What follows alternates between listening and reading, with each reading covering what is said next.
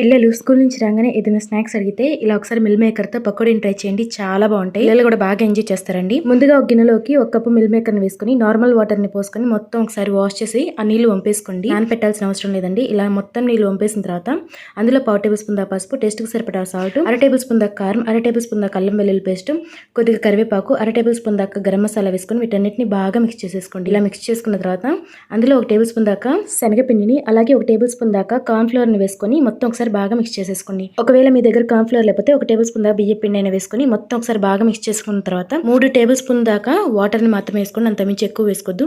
ఈ వీడియోలో చూపిస్తున్నట్టుగా ఇలా కొంచెం గట్టిగా కలుపుకొని బాగా కాగుతున్నటువంటి నూనెలోకి వేసేసుకొని మంటని మీడియం ఫ్లేమ్ లో పెట్టుకుంటూ క్రిస్పీగా అయ్యేదాకా ఫ్రై చేసేసుకోండి. మంటని మీడియం ఫ్లేమ్ లో పెట్టుకోవాలండి, అది గుర్తుంచుకోండి. చూడండి, ఇలా కొంచెం సేపటికి ఇలా క్రిస్పీగా అవుతుంది కదా, ఒక గిన్నెలోకి తీసుకుని వాటిని సర్వ్ చేసేసుకోవటమే. అంతేనండి, ఎంతో టేస్టీగా అండి మిల్ మేకర్ స్నాక్స్ రెడీ. చాలా బాగుంటాయండి. పిల్లలు బాగా ఎంజాయ్ చేస్తారు. తప్పకుండా ట్రై చేయండి.